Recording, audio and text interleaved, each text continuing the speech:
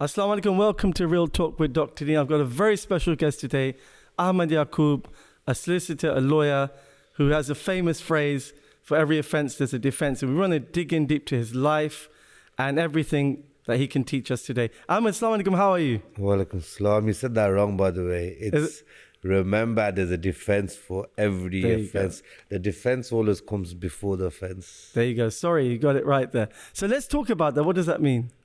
Basically means there's a defense for every offense, exactly what it says on the tin, innit? So whatever offense you commit, some offenses in law, in theory, there's no defense to them. They are called strict liability offenses. Yeah. So a lot of people say I'm wrong when I say that, but I'm not. Because even though there is not a defense in law for an offense, if you go to court and you deny that offense, you plead not guilty, you're going to put forward some sort of explanation why you are not guilty. So you're still going to put forward a defense. Yeah. So technically there is a defense for every offense. Right. And how does it work in your line of work? Because everybody has a right to representation, to defense, right? And how do you choose your clients? How do you know which case you want to take on, which one you don't want to take on? How does that work? It all depends. I mean, I'll take on generally all cases, but there are a few certain cases that I won't take on. And what does that look like? Like what kind of cases? What kind? So mainly if there's a case involving child sex and stuff like that. Look, everyone's entitled to a defense. They can go somewhere else to get represented. Yeah. But for me to represent someone in those sort of cases, I'll have to look at material as well, which I won't be comfortable with. Yeah. Do you get it? So that's one of the reasons. And of course, in the past, I've turned people away. They've been accused of racism against Muslims. So of course, I can't do it. I can't represent them ethically. I won't be able to represent them. I get it. So Ahmed, what do those cases look like? So give me an example of a case that, like, most interesting cases you've dealt with. There's too many. Yeah. Give me some. Most recently, I represented a guy on I'm just thinking. Yeah. It's fine. I represented a 14-year-old boy the other day. Yeah. And he was arrested for a terrorism offense, section 2 offense, I think it was, where he was publishing on TikTok videos supporting ISIS and Daesh. He was only 14 years old. 14. And that's why I went to the police station myself. Wow. He was arrested, and of course, I can't get too much into it. The case is on early stages, but I was shocked that a 14-year-old boy, but the thing is, the only thing he's accused of doing, to be fair, he's accused of doing it. Right now, he's the suspect. He hasn't been charged. Yeah. He's only been accused. Yeah. So he got arrested, and accusations are that he's got an account on TikTok where he publishes videos. But the thing is, TikTok is sanitized anyway. So if something goes against TikTok guidelines, they will remove that content anyway. This is what I couldn't work out. So if it's good enough for TikTok, why would TikTok allow such things on TikTok? And then the police in the UK are saying that's illegal to do. Yeah. How did that case come to you? Did they approach you? The kid got arrested, and his father called the office. So I went. It's been a long time I've been to a police station, but I went only because I've got kids myself. And sometimes kids don't know what they're doing. I'm not saying that kid did something, but I'm just saying they don't know what they're doing when they are searching the internet, when they are posting videos. They could post something up they think is a religious video, but it could be illegal to do such things in law. So it's a very slippery sort of ground.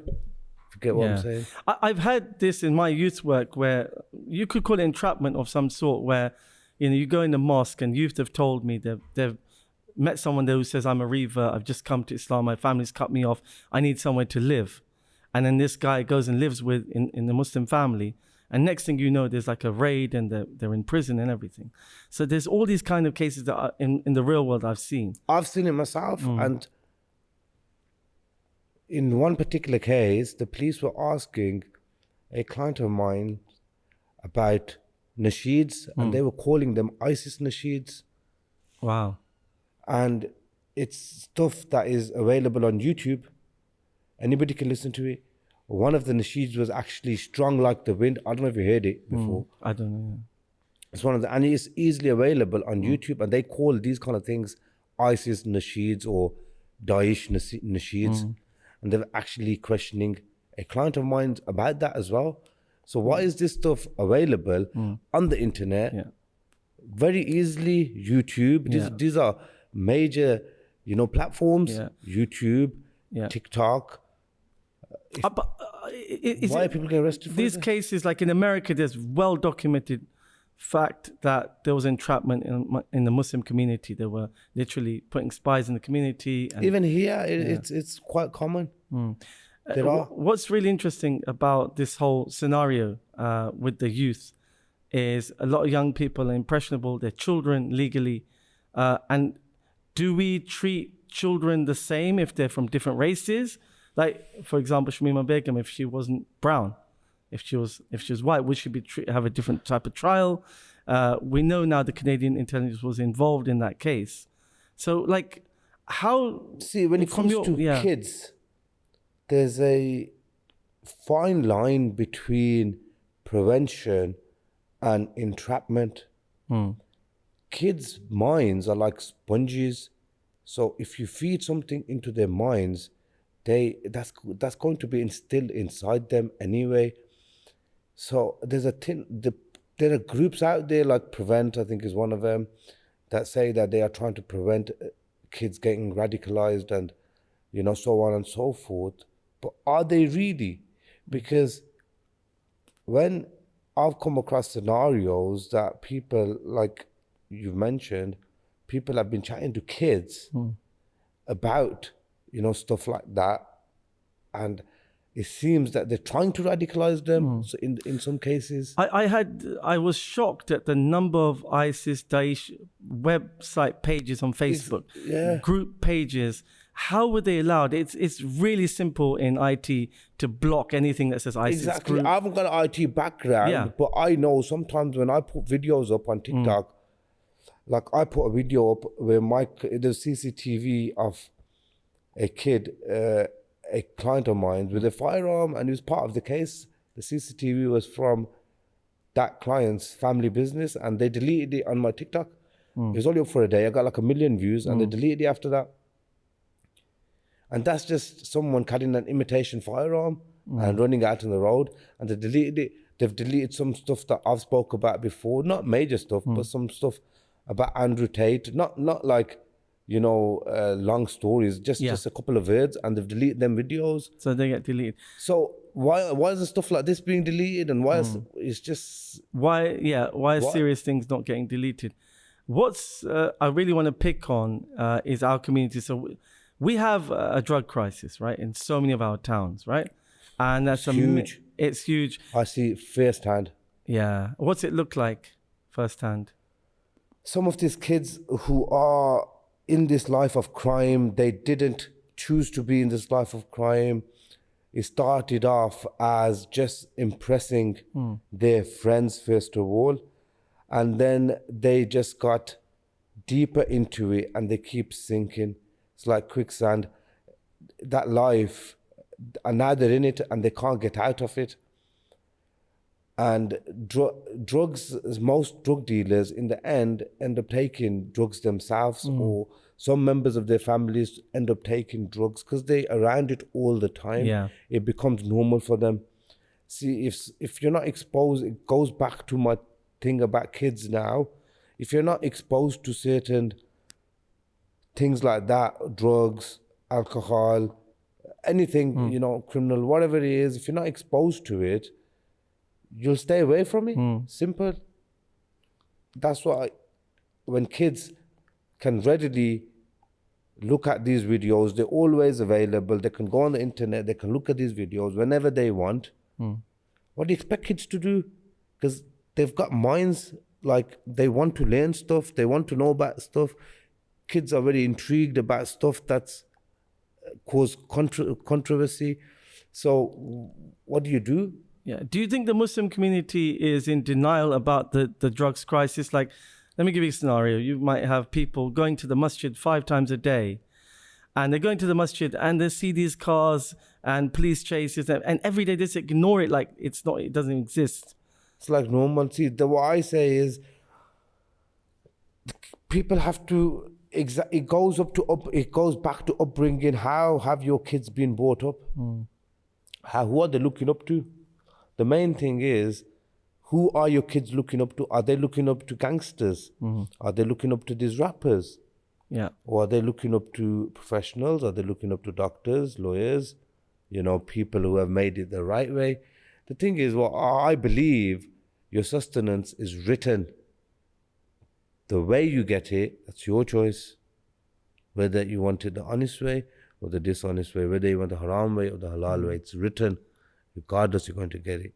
Ahmed, great discussion. We'll just continue after the break. This is Real Talk with Dr. Dean with Ahmed Yaqoob. Don't go anywhere. We'll see you after the break. Continue this discussion. We're going to continue this discussion about drugs, our community, the denial in our community. See you after the break. Assalamu alaikum.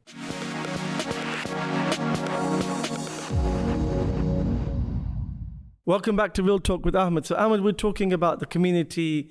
So there's 2 aspects I want to talk about. One is our responsibilities, like you said, about parenting, the local imams, the people that see this problem day to day and are suffering from it, right? School kids on drugs, all of these situations. Then we've got the police relationship. So let's talk about those 2 things. So first, what are your thoughts on the community and what should we be doing about the drug crisis? I think from a young age, kids should be taught or have some fear of God. They should be taught that there's a God. You have to be scared of the Lord. The Lord is the one who brought us onto this earth. Once kids have a fear of God, I don't mean be fully scared and not go out and stay home and stuff like that. I don't mean that. I mean, if they are taught at an early age to pray, to be disciplined with their prayer, then when they are about to do something wrong, they'll have that conscience which will tell them not to do certain things. This is what I feel. I think that is, that has to be, we have to encourage that, because when I do certain things, and I think they are wrong, I think the Lord's watching me. See, we are not going to be with our kids 24/7 to watch them all the time with what they're doing. We can't, physically, it's impossible. Otherwise, we won't have no careers. We won't be able to do anything. Yeah. Do you know what I mean? I know people say you should spend time with the kids. Yes, spend time with your kids, but you have to, you have to let them do their own thing as well, because you don't want them to be softies at the same time, because resilience. Exactly. If you're always there for them for every single thing, they're going to think, you know what, life's going to be easy. They're going to be at a disadvantage. Yeah. Because there's kids out there that are brought up in hunger, are brought up without parents, single parents. Them kids, if they brought up properly, if they make it, they're going to go further than the kids who have had everything on the plate as well. Do you have kids? I've got 4 boys, alhamdulillah. I've got 4 boys. Alhamdulillah. I've got 4 boys. So even like with your own boys, what you're doing different. Like, I really rarely hear that nowadays, where people say, look, I'm going to make my kids resilient, make them do things for themselves. I'm not going to be there helicopter parenting them all the time. That's a really interesting thing. You can't, because if you do that all the time, you are going to create weak men. Your kids are going to be at disadvantages, because there are, like I said, there's kids out there that are very hungry, that are brought up around hunger. Them kids are going to be savages, and they will run through your kids, literally. So you have to instill that discipline inside your kids at an early age. Introduce them to the gym, introduce them to some sort of combat sport, so they know what discipline is. I have got my kids into jiu-jitsu and boxing. Those are sports that require a lot of discipline. So if you are going to go into a boxing class and do it for a number of months, automatically discipline is going to be instilled inside you. So introduce your kids to combat sports from an early age, and of course introduce them to prayer. The main thing should be prayer. So my son, the second eldest, Amir, he makes sure, he tells me every night before he sleeps, make sure you wake me up for Fajr. Because I told him once, when we go and pray Fajr, it's not by choice. We've been chosen by Allah subhanahu wa ta'ala. We've been chosen by the Lord. You know? So if you have that sort of instilled inside them from an early age, when they are young adults, they are going to do that regardless, because they're going to have fear of Lord inside them as well. And with the combat sport, they'll get disciplined. That's what I would say. That's how we need to raise our kids. So another thing I've seen in our communities and our towns is the standard of schools is really low. We get a lot of the drug issues, other crime issues. Inside schools, yeah. Yeah, schools as well. And what I see a lot of the times, parents going to the police, kids trying to, not getting stopped even, you know? And is there something going on in terms of like neglect, or even, it's an allegation, but deliberately ignoring crime in certain areas? That, I had a case just last week in terms of police corruption. Last week, the guy was attacked by a gang member. He had 9 witnesses, CCTV, goes to the police. They said, we're not going to press charges. Why are you not going to press charges when you have all the evidence? You've got eyewitnesses, got recordings. The guy was going to get stabbed and they're not willing to press charges. Why not? I mean, I wouldn't know. I wouldn't know in that specific scenario why they're not pressing charges. The guy's probably a paid informant. I don't know. But we're in West Yorkshire now. Do you know anything about the scenarios here and cases that take place in? I represent people from all over the country, basically, all over England and Wales. So I'm all over. I see everywhere. And what is it that you find? So let me play devil's advocate. Let's say, and this is really interesting because there's a lot of people that don't understand your work. Like, is Ahmed the guy that defends drug dealers? And you're person of Iman, you're raising your kids well. So what's your argument to people who don't understand you? I think you're out to defend anybody who's a drug dealer, a criminal. What's your argument with that? First of all, everyone has a right to be defended. Everyone has a right to a fair trial. Second of all, how can somebody say, I am defending drug dealers before they have been convicted? They are only drug dealers once they go to court, once they are found guilty. Some of my clients get found not guilty. So that means they are not drug dealers. So the people that judge people just by them being arrested, shame, because they shouldn't do that. Anybody can be in the wrong place at the wrong time and get arrested. What are you going to do then? I've seen people walk into conspiracies. They've been on the wrong place at the wrong time. People have criminal friends. Some people have criminal associates. I grew up in Aston, in Birmingham. A lot of my friends, unfortunately got into crime. I chose the right path, alhamdulillah. So you can easily walk into a conspiracy. So if your family member is charged with a conspiracy and you believe 100% that they are innocent, well, do you want me to go and represent them? Yeah, everybody needs a lawyer at the right time, right? There you go. Yeah. I've seen professionals, doctors, dentists, engineers, they're in the wrong place at the wrong time. They've been charged and they're in court now. They've had no representation at the police station, or, poor representation. Some people think, I haven't done anything wrong. I don't need a lawyer. That's the exact reason you need a lawyer, because you haven't done anything wrong and you have to make sure that you leave no stones unturned, innit? So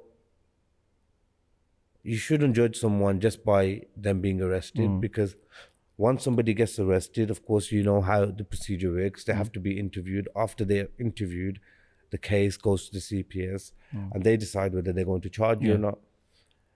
And then only after that, once you're charged, you go to court, then you enter your pleas. If you plead guilty, then of course you are convicted, then you are a drug dealer. If you plead not guilty, then you are innocent until proven guilty, and then you have a trial, and then you go to the Crown Court in front of a jury, you have a trial, and they come up with a verdict. And if the verdict is that of not guilty, then you go home. Then you're not a drug dealer. How do you find dealing in our community with the kind of help people ask you for, legal help? Like, what is it? Are there people that say, they've found like maybe entrapment or police corruption or things that are just like a vicious cycle of this almost like a ghetto they live in and they can't get out. Like maybe a young boy doesn't have a dad or dad's not active, and he gets, sort of groomed by another drug dealer. So what are your experiences of all those different scenarios? I've seen that happen loads of times where young kids are easily groomed. Sometimes it's because, again, it goes back to role models, what they're looking up to. Some people, it's not even about the money sometimes. They just want to be around certain people, around drug dealers, around gangsters. They think that's their good life, but in reality, it's not the good life. I said it before, most drug dealers are broke and they can't go out there and buy anything. I've come across a lot of drug dealers, high-end drug dealers that used to sell drugs on a big scale. They've gone to prison for 10, 15 years. They've come out and they've got a single penny. Yeah, true. So what's the point of all of that? Because that's the end result anyway. Maybe 1 out of 1,000 make it. Yeah.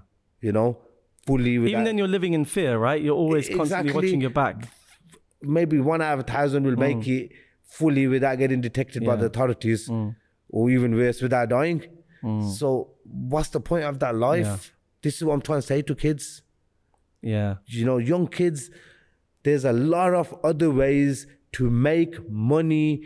Don't go into crime. I never promote anybody going into crime. There's a lot of other ways that you can make money. There's a lot of other ways that you can get status. There's a lot of other ways that you can get fame by. You don't need to do crime. MashaAllah. There's a lot of other ways. Alhamdulillah. I've been working hard. I worked hard. I don't want to say I'm the most successful person going out there, but I've done bits, alhamdulillah. And I've done it the right way.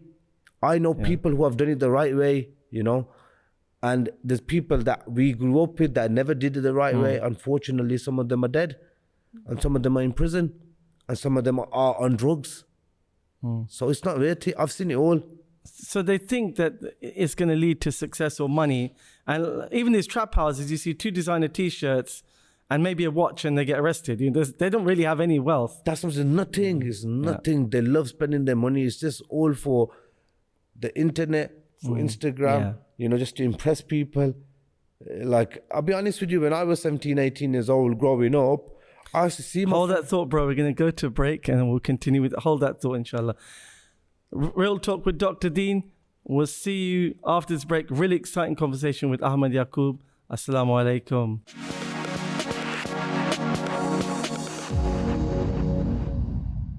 Welcome back to Real Talk with Dr. Deen. So Ahmed, you were giving an example. So what I was saying was, when I was 17, 18 years old, I'll be honest with you, I used to see my friends who were same age as me that didn't go to college and they were doing crime and they were driving nice cars, expensive clothes and stuff like that. And I used to look at them thinking, you have that little thought as a kid. I think, as a kid, like I said, your brain, you have a very narrow brain. You don't think much. Yeah. So I used to look at them and think, I wish I had that car.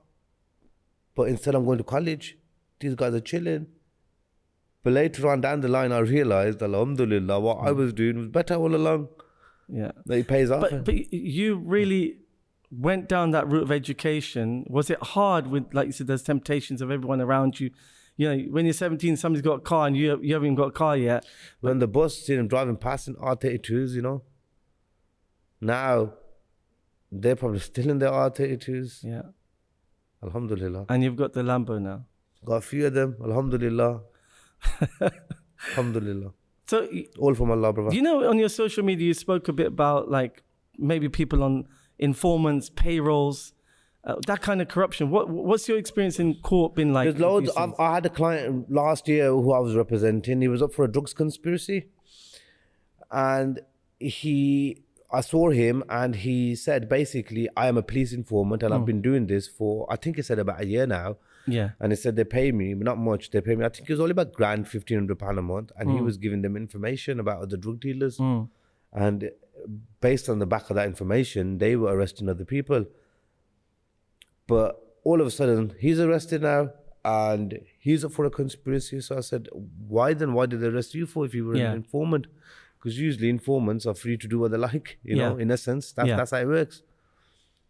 And he said, I think he refused to give them any more information, or probably wanted more money or something like that. But he wasn't being very upfront and honest with me. I could tell when I'm speaking to somebody, I could tell how honest they're being, you know. He didn't want to disclose too much information to me.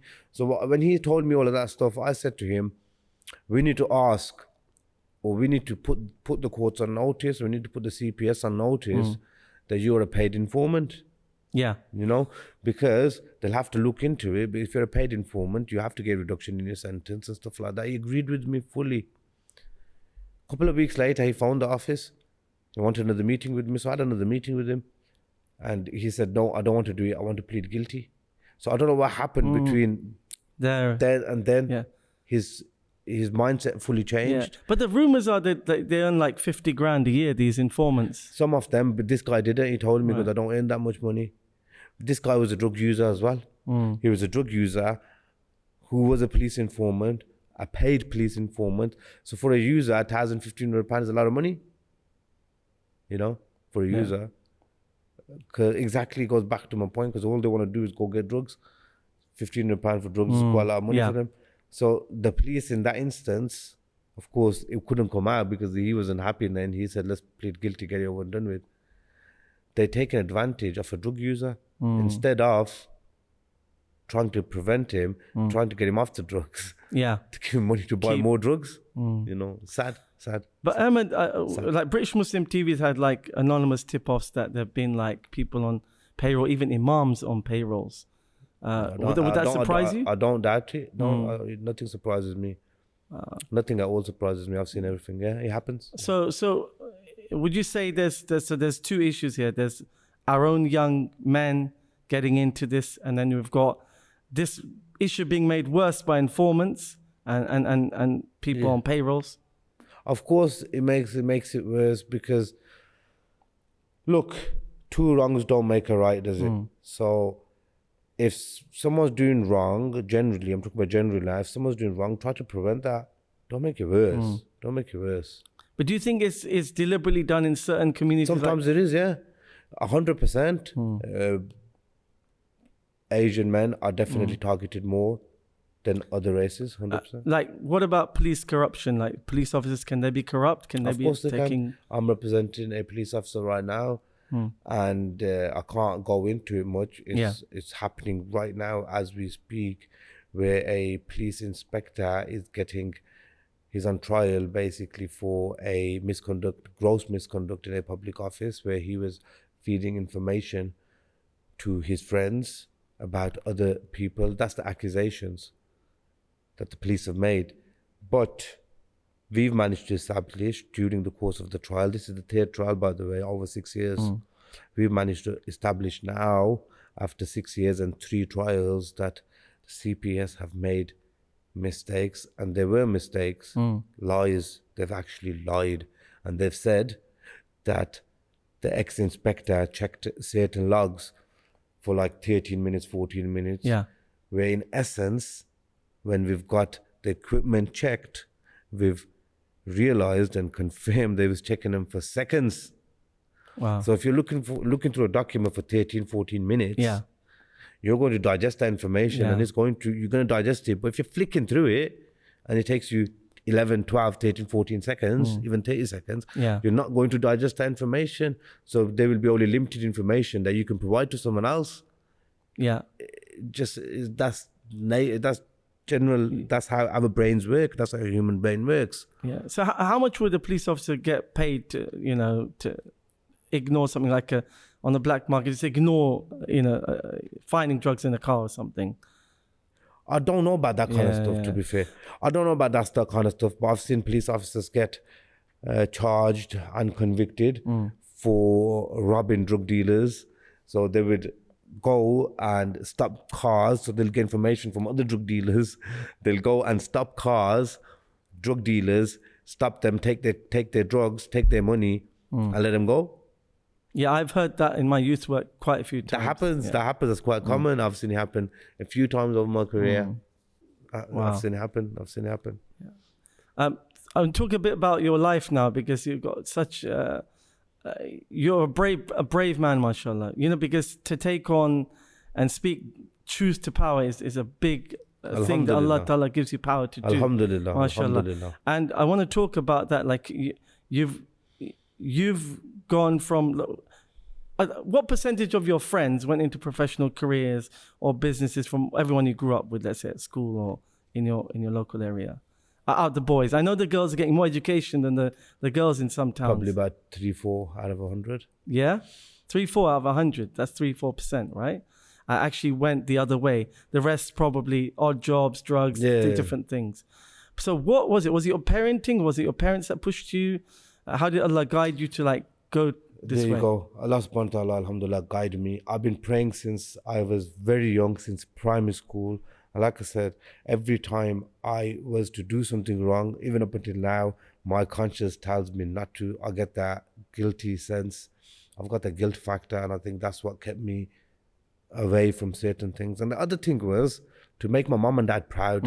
Your mom and dad don't, do all that hard work. Our mother goes through a lot of pain in childbirth, in labor. And then when you're young, you're crying all night, you're keeping them awake. You go to school, they have to take you to school every day. You're naughty in school, they're going to come into school and talk to the teachers. They've got your brothers and sisters to look after as well as you. Yeah. You've given them so much stress. You get kicked out of school. Yeah, all that stuff. In the end, you think, you know what? I have to make them proud. If you can't make your mom and dad proud, that's the only two people that you should be focusing on making proud. Do kids respect their parents nowadays? Some of them don't, some of them do. I've seen kids disrespect parents, I try to instill respect into my kids. Forget me or my wife. I tell them you have to respect everyone you meet. Yeah. Whether they're younger than you, whether they're older than you. Amazing. Whether they have money, whether they don't have money, whether they're famous, whether they're not famous. You have to give everyone. Some people actually measure how much respect they are going to give someone by the job that they do or the career that they have, the money they have. I'm not into that sort of stuff. But if you show me respect, I'll show you twice back. If you show me love, you'll see me, Alhamdulillah, you guys showed me a lot of love and came in, very welcoming. No, that's amazing. I really want to pick up on that in the last part of this show about, your experience, advice for others and guiding other people on what does success look like? Is a car success? Is it career success? Is it being a good person, a good Muslim, a good human being success? What is success? Success is when the Lord chooses you to worship Him whenever He wants. 5 times a day, every single day. And if the Lord has blessed you with that, and you are able to pray 5 times a day on time, now that is success. I know people who are in careers and their bosses don't allow them to pray. I know people that, unfortunately, I've come across people that their spouses don't allow them to pray, some reasons. So, alhamdulillah, the main thing is when you're allowed to pray, because you don't pray by choice. Allah chooses you. Allah chooses you. Let me give you a little example of going to Allah's house. If someone comes to your house and you don't like them, what are you going to do? Still be nice to them. Still be nice to them. Would you let them into your house if you don't like this person? If they're violent or I wouldn't let them in there. Even if you left someone in your house, you're not going to let someone roam freely inside your house, are you? Yeah. Unless you're very close to them. Yeah. When I go to the masjid, I know Allah subhanahu wa ta'ala is pleased with me. The Lord is pleased with me. He's allowed me to enter into his house. And guess what? Hold that thought. We've got another break. We'll see you after the break. This is Real Talk with Dr. Deen. Assalamu alaikum.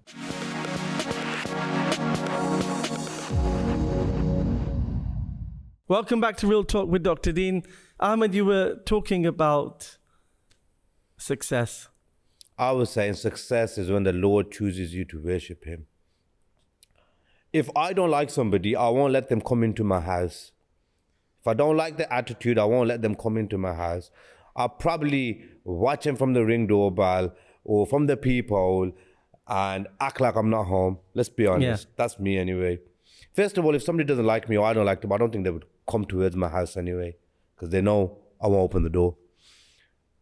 So if I'm gone to the masjid, I know the Lord has, alhamdulillah, blessed me to come into his house. He must like me. He must be pleased with me. Alhamdulillah. That's how I measured it. Then he's allowed me to roam freely inside his house. Then he's allowed me to go into the front row and pray with Jamaat. And sometimes I'll be there at Fajr and I'll be the first one there and I'll be in the front row. That's like someone you really love who you let into your kitchen at home. You know, you can walk around freely anywhere. Alhamdulillah. It's a good way to see it. I want to pick up on Islamophobia in at work, at school. Any cases you've dealt with Islamophobia? I don't really take them on, do I? Right. I don't take them on because of the fact that it will, you know, it's a bit ethical for me because I put my religion first before anything. My religion comes before everything, my career, everything. Because you mentioned that people who maybe can't pray at work, or there's been kids who can't fast at school, or I've even heard like teachers saying fasting is cruel. Yeah, I've heard that, and they don't know what it feels like to fast. Alhamdulillah. If I tell my kids not to fast, they'll think I'm crazy. You know, they'll say, what do you mean don't fast? We have to fast as Muslims, so kids have to have that instilled inside them. Praying, fasting, this is normal stuff as Muslims. We have to do it. I had a young lad who came to see me a couple of months ago. He was at reception. They phoned me and they said, a lad's here. I go, does he have an appointment with me? Is he a client? They go, no, he's not a client. He just wants to see you. I go, I can't see him for the next couple of hours because I'm busy. They go, he just wants some life advice. I go, no problem. So he waited, bless him, he waited for about 2 hours for me. I seen him. And he said, my boss at work, he worked in a law firm. He said, my boss at work doesn't let me pray. And he said, I need to wake up and look at reality, face reality. And he goes, I didn't get it. I go, and then I said to him, is he a Muslim? He said, yes, he's a Muslim guy. I said, that's strange because I encourage my staff to pray, you see. Every time I pray, there's a masjid not far from my office. So I try to go there during work hours. If not, we'll pray in the office. But I encourage my staff to pray, but there's a lot of people that don't, to be fair. And unfortunately, I've heard there's a lot of Muslim brothers there that, you know, discourage their staff to pray. It takes 5 minutes. It's not going to affect your business. Yeah, you can have a cigarette break. For 3 Yeah, minutes. exactly. So if you're letting them smoke, you know, let them pray at least. But yeah, there is Islamophobia. It's everywhere. In terms of like how you've built your brand, your company, a lot of law firms, you know, in our community, they usually take on like conveyancing, property, that kind of stuff. How did you build up your brand, and you're still growing it, mashallah?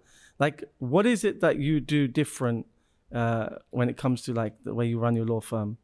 I'm the best in it. That's what I do different. Alhamdulillah. How are you the best? In which way? I work hard. I leave no stones unturned in the preparation of my clients' cases. I don't promise my clients the world. I never do that. And I can never guarantee a win. The only guarantee we have in life is death. And everyone should know that. But I leave no stones unturned. Like I mentioned, this trial with the police inspector, it's been 6 years. This case is going on. Why can't the CPS get a conviction? Why? There must be something. Yeah. We work hard. We make sure our clients are looked after. So even before social media, I had a big network. I've represented people all the way up from Brighton down to Carlisle.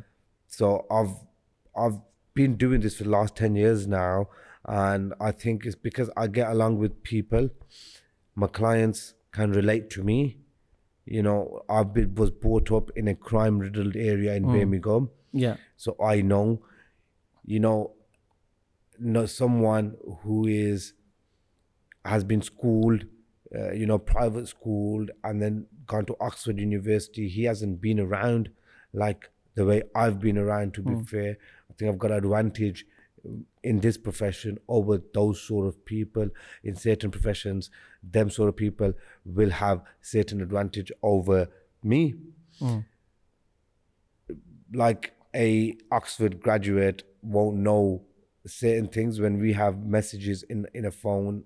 For example, for a firearms case, they'll say, bring the ting, bring the WAP, all of that stuff. We're used to that sort of language, Street lingo and language. All of that stuff. So we can relate to clients. I'm not saying we're criminals, and the other thing is communication. I communicate with my clients quite a lot as well. And my results speak for themselves. I don't really need to go into, I don't like to blow my own trumpet. Alhamdulillah. So people from all over the country hire you. In terms of like your workload, are you training other people to be like mini Ahmeds? Yes. I'm training people. I'm training people to be confident. I'm training all my staff members. I train them to be very confident. Sometimes the thing is, confidence does half the job. If you're in front of a client, I can sense nervousness. I can see if you're in front of a client. The clients don't know about law and stuff like that, but they can tell when somebody's nervous. And if you act nervous, how do you think the client's going to feel? You need to be the man when you're representing someone. You need to be the man. You are the boss. Well, what's your mix of clients between like Asians and non-Asians? Oh, mixed. All mixed. I'm not biased like that. Why do people hire? I don't discriminate. I represent everyone. Everyone. Yeah. I know you said you're the best, but what makes you the best at what you do when it comes to the actual understanding? So you're a critical thinker. You've obviously got an exceptional mind. What is it that you can do different to others that people from Carlisle to Brighton will call you and not their local solicitor or lawyer? Because I work whilst the others are sleeping, isn't it? I work literally 12, 13-hour days. Normal lawyers don't answer their phone after 5 o'clock.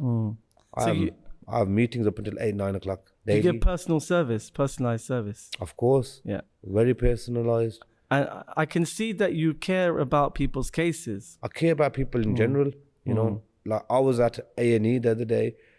I had nothing to make. I just had to get something checked out. There's a woman there. She was having a fit.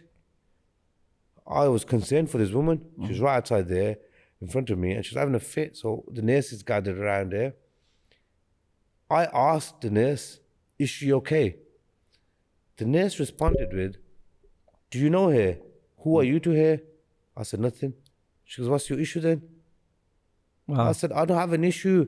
That's a human being. That's my relationship with her. Yeah. So that's why I'm concerned, because she's a human and I'm a human, in case you forgot that. You don't need to be blood related to be concerned about somebody. So I'm generally a nice person. So I went inside and bought a water bottle. And, it's you just have to be nice to people. I'm a caring person. I don't like to blow my own trumpet. Yeah. If you get to know me, you'll know exactly what I'm like. Alhamdulillah, I don't say things that I can't stand by. So I won't promise my client the world. Yeah. If I say something, I mean it. If I feel like this is going to happen, it won't be far off from what I say because of my experience. So alhamdulillah. But you were coming to the studio, you got delayed because you were helping some young kids. Yeah. Why did you bother with that? Because they were fighting. There's a young lad. One was a shorter one and one was a taller one. They were on bikes. The shorter one, he could fight, to be fair. Yeah. He had the better of the taller one. I've got kids myself, so if I see my kids fighting, I would stop the car and I'll, so we got out. We stopped them, we broke him up. And hopefully the taller one got away by the time he was talking to the other lad. Then loads of them come.